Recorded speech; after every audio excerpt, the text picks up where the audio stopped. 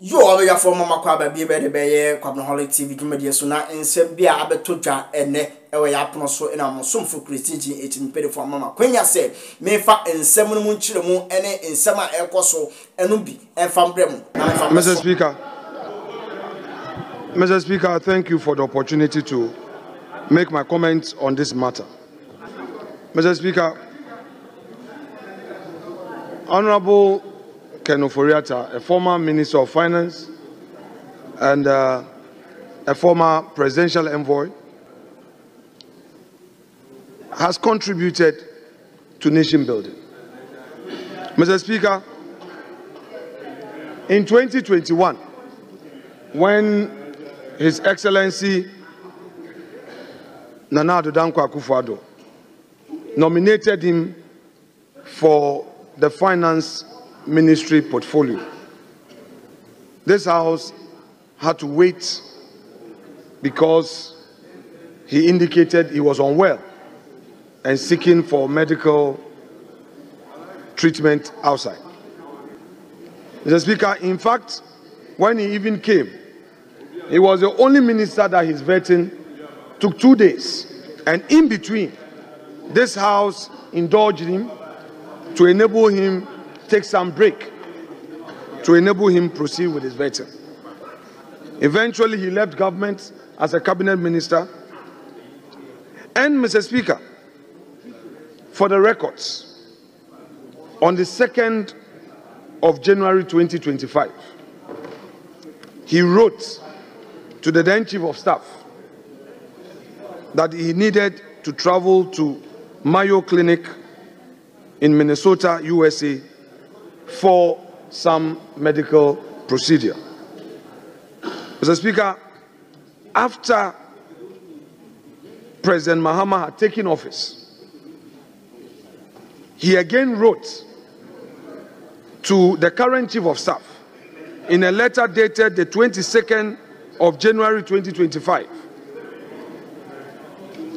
indicating that he would again be absent from Ghana for the same purpose. Mr. Speaker, in fact, in the said letter to the Chief of Staff, he attached a letter from the hospital that he was seeking treatment.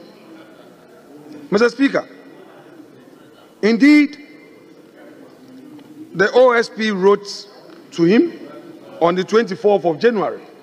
In fact, this is the first letter that he received from the OSP. Mr. Speaker, in the said letter, Mr.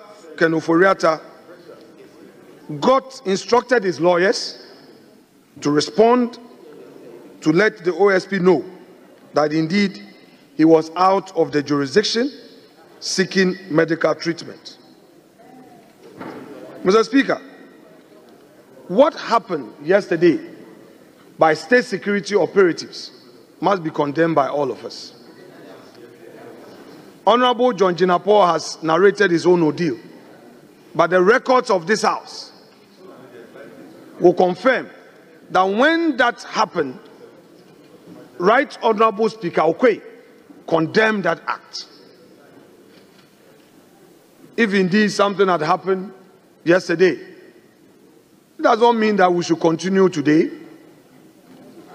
Mr. Speaker, I've heard human rights activists, respected lawyers for that matter, quote Article 18 of the Constitution to say that that is not applicable in this case. Mr. Speaker, I beg to submit that that was a wrong appreciation of the law. Military men led by Mr. Richard Jakpa unlawfully entered the premises of Mr. Ken Ofori-Atta, searched his rooms. Honorable Minority Leader, the unlawful entry is by your own determination. Mr.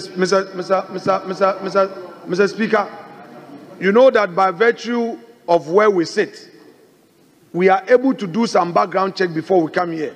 I wouldn't want to mention names, but Mr. Speaker, when inquiry was made, Mr. Speaker, when inquiry was made, it was obvious, and I state it for emphasis, that those officials from the state did not have any warrant. Mr. Speaker, we should not encourage such an approach. We should not. Our democracy is still young. Today, it is Ken Ofori-Atta. Tomorrow, it will be another person. Some of our colleagues should not forget that only yesterday, it took the intervention of certain prominent members of our side to ensure that they were not mistreated. We will not mention names. They know. So these should be the voices of reason on this occasion.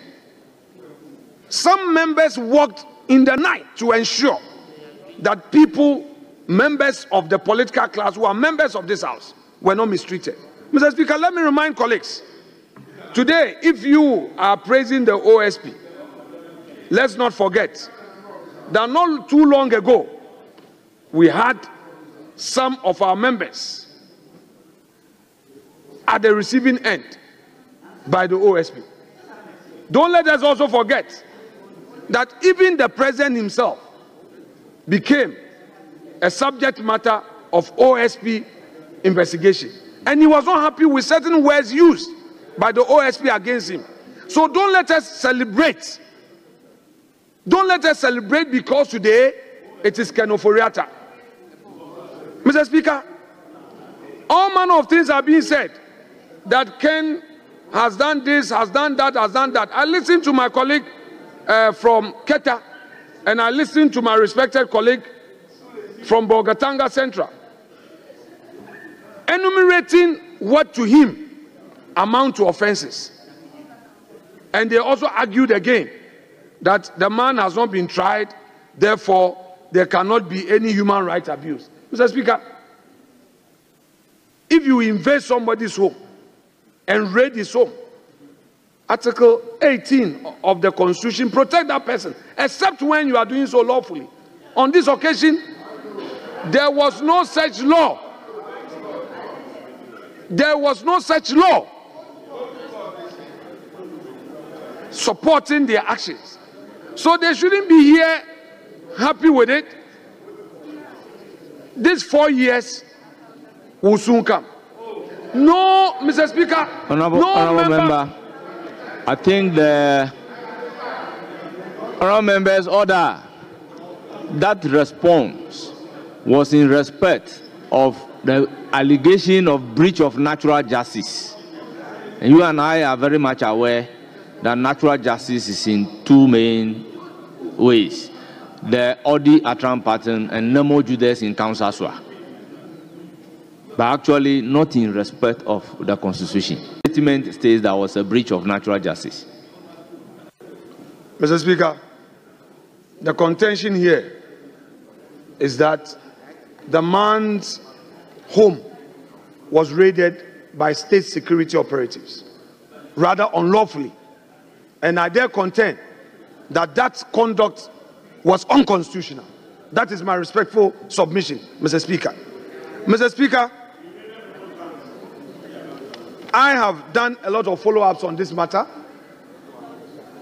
and I regret to say that we are not sending the right signal to our electorate.